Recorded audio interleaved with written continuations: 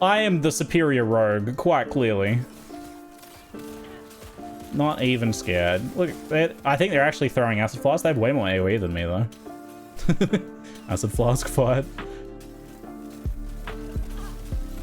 I think my build's better, buddy. Sorry to say. Nice. Got some... Oh, yeah, nice. Isidora's Tomb Bitings. 2 of them. They must have, Oh! Oh! Oh! It finally happened! Oh my god, yes, please. Oh, oh, oh. Oh my god, roll poison damage and endurance too? Okay. That is extremely good. Holy, let's have a look around here. Okay, alright, so to explain for people who don't know what we were looking for, there is a particular modifier on rings for my build that is extremely powerful, and that is the one that's purple there, which has minus throwing mana cost. So my attacks are all throwing skills, like I throw a flask, or I throw a trap, or I throw shurikens. And the biggest drawback of this build is that it costs a lot of mana. So I dump out my traps and they explode and they throw flasks, and that all drains my mana like crazy. This particular stat here on this ring is pretty rare, but I can kind of craft basic versions of it that only go to 3 reduced cost. Like, that's the best I can do myself. But there's a drop only version of it that can drop purple like this, which is exalted, and this exceeds the usual limits. There's actually another tier higher than this that would be minus 5 mana cost. So that minus 4 mana cost is like only one difference, right? It doesn't sound like a big deal, but this is like a pretty big impactful drop, because that 4 mana cost actually has pretty far-reaching consequences for me. So whenever I throw traps, I throw currently, and this might change, I throw 4 traps, and that costs me 10 mana. So that goes down to 9. So that's a 10% reduction. Nice, sure. But then those each throw 4 acid flasks, which cost 4 each. Each one of those gets reduced by 1 as well. So instead of costing 4 times 4 plus 10, so instead of costing 26, it now costs 3 times 4, 12, plus 9. It costs only 21, so it actually costs 5 less just from that 1 point of difference. And the best thing about this is I actually have a rune here. I got a Rune of Creation, which is a very rare rune that allows me to duplicate this item, so I can get 2 of them. I can get 2 of them. So instead of going from 26 to 21, I go from 26 minus another 5. So I go down to, what do I go down to, 16? I go down to 16, so I actually save 10 mana from this one drop. So I'm like almost halving my mana costs, which is just crazy. All right, we have to think about very carefully what we want to do with this to craft it, because I only get like 1 shot.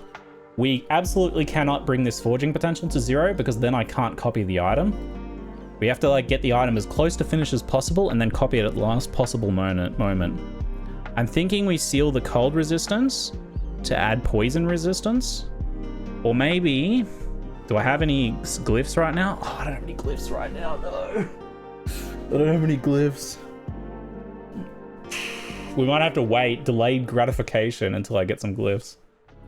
We're working on ending the storm for our monolith, and we'll see if we can't target farm some glyphs while we're at it. I don't have a lot of favor for that, but we can check the observatory first. This section, in case there's any glyphs of despair. Reroll. Hello, lady. You got Wage of Windtide, Death of Herot. So there's some. It might take a little while though. 6 glyphs of despair for tier 4 Cremorius. Oh my god, that is a lot of glyphs of despair. Tier 4 Cremorius ain't easy though. Cremorius is much more of a gamble. Also, that's like really cheap. I'll get this one. I might even be able to reroll and get more options. Glyph of Despair for Emperor of Corpses for Reign of Dragons. That's another good one. Wow, this thing is really working for me. Right now, Glyph of Hope, Glyph of Despair for any dungeon rare enemies have to kill 6 rare enemy in any tier 2 dungeon. That's so easy. What? Okay. We have our answer. Yo, things are just going my way today. Holy. Loving life. I got a lot of gold. That could get me some more. This one will get me where I need to go though. So we're immune to any fire damage, so we can just stand in these beams, no worries.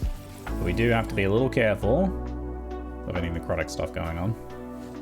Like these guys do necrotic, the green stuff. There's our glyphs of despair. Oh my god. So many. 1, 2, 3, 4, 5, 6. These are very rare, by the way, normally. I wouldn't worry too much initially. Oh my god. I got... Oh, it was able to trigger twice. We got another 6. We're set for glyphs of despair for the foreseeable future. So good. Yoink. 12 glyphs of despair. We don't need to despair anymore, for our glyphs can do it for us. But don't worry about necessarily what's the strongest. What? How many times was this able to trigger? Excuse me? 18 glyphs of despair. I'm sorted. We are all good. Was that repeatable 3 times? That's about the best prophecy I've had so far, right? Like, that's insane. Trade can't do that. Definitely Circle of Fortune has the advantage there. We mostly stay in Fire Shield mode, but have to swap for like this and then swap back. He's a little cheeky sometimes with like using different effects like that. Okay, he's in Fire mode here. Our damage is looking very good, thankfully. Okay, stay in Fire mode. Just keep an eye out for... There we go, the swap. Swap back. Jeez. That fire wave on the green floor is very nasty. Quite mean. We survived it though. Woo! Almost got me at the end with the floor switch. So he swaps between burning and necrotic floor, so we have to swap shields, but then sometimes there's like a fire wave that comes across, which does a ton of damage. So you have to like swap shields and then quickly swap back. Managed it really well there though. Ooh, double! A double exalted. Ooh, those are good mods too. Best of luck on the green crafting. Yeah, let's do it. All right, so I believe there's like a 60% chance of this being successful, which is not, as we well know, is not guaranteed. And if I fail the first time, I think it's like only 20% chance to hit it the next time. So there's a chance this completely bricks. It'll also cost a lot of forging potential, potentially, if we're unlucky. So here's what we're really hoping. Glyph of Despair, the cold, to seal it. And then we can add either health or poison res. I'll have to think about that. Probably poison res. And then I think we just upgrade probably that resistance first and then try and do the others if we can. All right, please seal. Please. We need to make sure we don't use all our forging potential too. It was a pretty high chance, I think like 60, but I've certainly missed better odds, so that is very good. That is very good. All right, now that was the part where everything could have fallen apart, so I'm glad that it went this way. I think we do our poison resistance because that's just the highest value we can get. This is like such a good item that I want to stack the best possible things on it and then like gear the rest of my gear around it. So we go poison resistance because it's damage for us. Well, you're going to use Glyphs of Hope to give a bit of a chance of getting free crafts. So that one cost 5, which is average. That one cost 3, so below average, not too bad. Ooh, critical strike. Poison damage went up. Excellent. That's free, and then it's an extra craft on top. So not only did we increase this for free, but we also increased that as a bonus. Another crit, please. Ask and you shall receive. Poison damage is now maxed. Oh my lord, it's all happening here. Okay, so it's 1 to 24. We really can't afford to risk not being able to mirror this item. So if this number, the high-end number, goes above this, then it's incredibly risky for us to do. So whether we can upgrade this or not kind of depends. Like we can do this one safely. Like we can't fail this. The worst thing that could happen though is like we high roll the cost here and then we can't craft anything. We just have to mirror it as is. That's 3 crits in a row. That's 3 crits in a row. 3 crits in a row. So now I'm guaranteed to finish the item with no worries. Actually just guaranteed. He can't keep getting away with it. Actually guaranteed now. So that one was free. That was free. Now, okay. So that actually raises an interesting question because now we may wish to consider like seeing if the item can be divined, or more specifically in this game, refined into better stat rolls. The implicits are probably good enough. I think gambling on that isn't worth it. Let's just check the numbers here. So poison is 49 out of 60. It is a little bit below average. Endurance is higher. Poison res is middle. So with poison damage and poison res being middle, I think we do try and refine this. So this rune here rerolls the values. So if I hold these buttons, you can see that poison damage is 49% and the range is between 40 and 60%. So it's about right in the middle. This rune of refinement will randomly reroll all of those numbers. And if we're lucky, it'll go up. If we're unlucky, it'll go down. Endurance is pretty high on big variants, and certainly endurance threshold is really good, but to me the poison res is the most important thing, and it's smack in the middle. This costs 1 to 15, so we can do probably at least 2 of these without any risk. The risk is that we end up with really low numbers, since we're kind of in the middle at the moment. We're slightly above average overall. All right, let's refine it and see how we did. Where's the ring light going up like that? Weird. So poison is below. Poison went down. Poison res is the same. Okay, that's pretty bad. At least it was free. It didn't cost anything, so we can try again. Okay, that cost 11, which means we could do one more if needed. Poison res is low. Endurance is low. Poison res. Oh my god, that's really bad. That's really low. Literally, poison resistance is minimum roll, and the poison damage is really low too.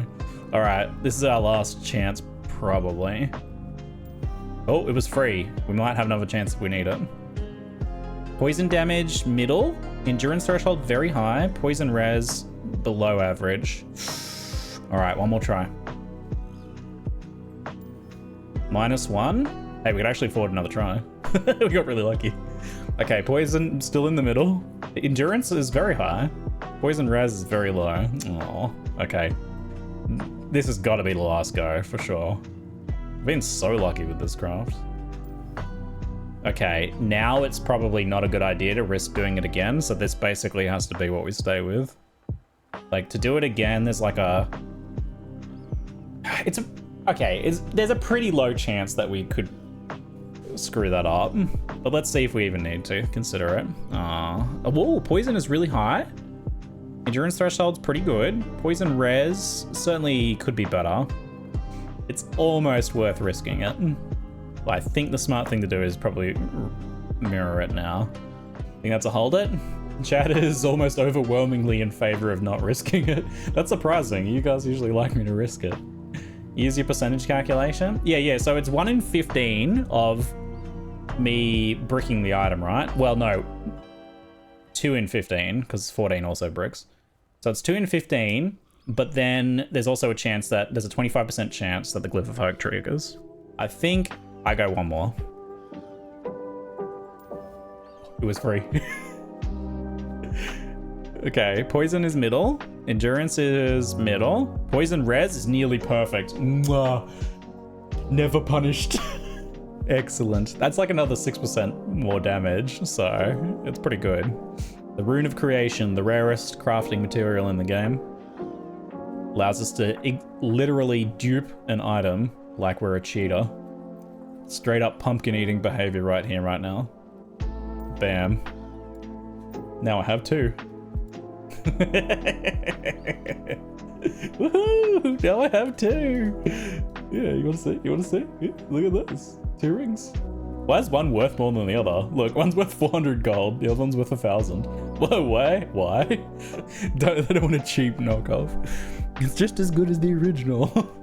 I have to use both of these. The question is, how much does it screw my character to swap into both? Because, like, I might not have... Oh my god, it's literally fine. I was a bit worried that our necrotic resist... Because there's like 34 necrotic resist on this ring, and then another 37 on this. I really thought I was going to be uncapped. How much necrotic resist did I have before? What the? I had 145 necrotic. That explains it. Okay. Wow. So just from these just from the poison resist parts of the rings, 52% more damage for this knowledge of immunity. 3% per 5% uncapped poison res. Actually insane. Well, that's a substantial moment for us on this character. It's funny, a critical craft can upgrade experimental mods. Yeah, critical crafts can do some interesting things. They can upgrade experimental mods, and they can upgrade sealed affixes even. Yeah, if you could crit into exalted affixes, that'd probably be the main way they get produced. Oh! I can't keep getting away with it! What the? Oh my god. That is my gloves, but better rolls with 2 legendary potential. Oh my god, even the implicit's better. What the? Oh no. These gloves are incredible for this build. They give so much poison, and the extra shurikens give a lot of extra poison and armor. Like, it's very good for the armor gain. Look how much armor I get. I'm like a forge guard right now. 2 LP is only a 5% chance, less than a 5% chance with them when they drop to happen. So this is the time travel dungeon.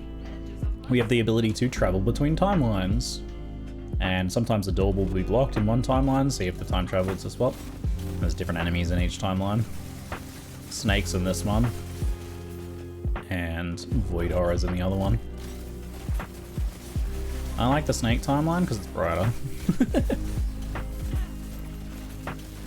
I tend to spend most of my time in here.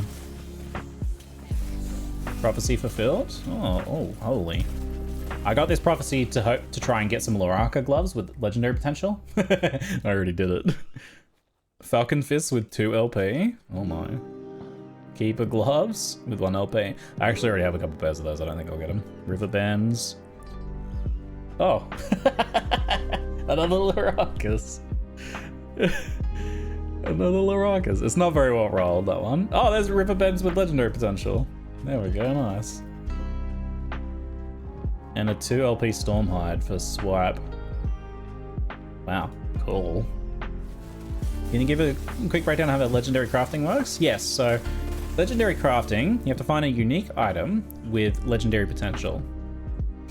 And then you take it into the Temporal Sanctum, the dungeon we're in now, go kill the boss, and at the end there's a box. You put the item with legendary potential alongside it an exalted rare of the same type. So if it's gloves, it needs to be gloves. And then you put them in the box together and then jump forwards a couple thousand years until they mature like a fine wine and merge together, their magics combining into one. What happens is the unique item with the legendary potential eats the exalted item, gaining some of its powers at random, and becomes legendary. So if you have I have these gloves with 2 legendary potential, that means it will eat 2 powers off of these gloves. The 2 will be random. If I get really lucky, it'll be damage over time and throwing attack speed. But you want to try and stack an item to like make it so that any of the results are a good outcome.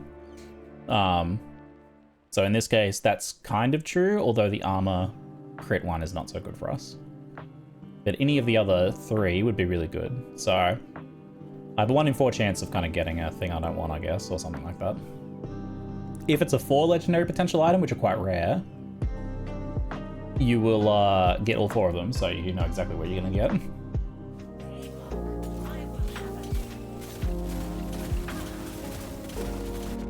One, 2, 3. Damage is looking pretty good so far. Oh, dodge the breath. Sit right here. We don't get smacked by the beams. We wish to dodge the 3rd hit of her lightning ability. She didn't even use it, that's weird. mana. Okay, dodge that third one. A little bit of damage. Time travel. Come back. Dodge those. Looks like the traps don't auto-target the pillars, which is a bit awkward. Guess we'll just ignore the pillars. Ooh, they got hurt though. Whoa, that's bad. That's very bad. Ooh, bad positioning there.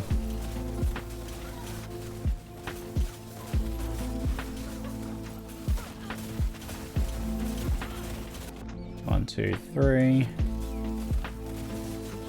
Ow. A little near miss there, running on the beam to avoid the lightning blast. Guaranteed dodge saved me there. Okay, culling time. Nice.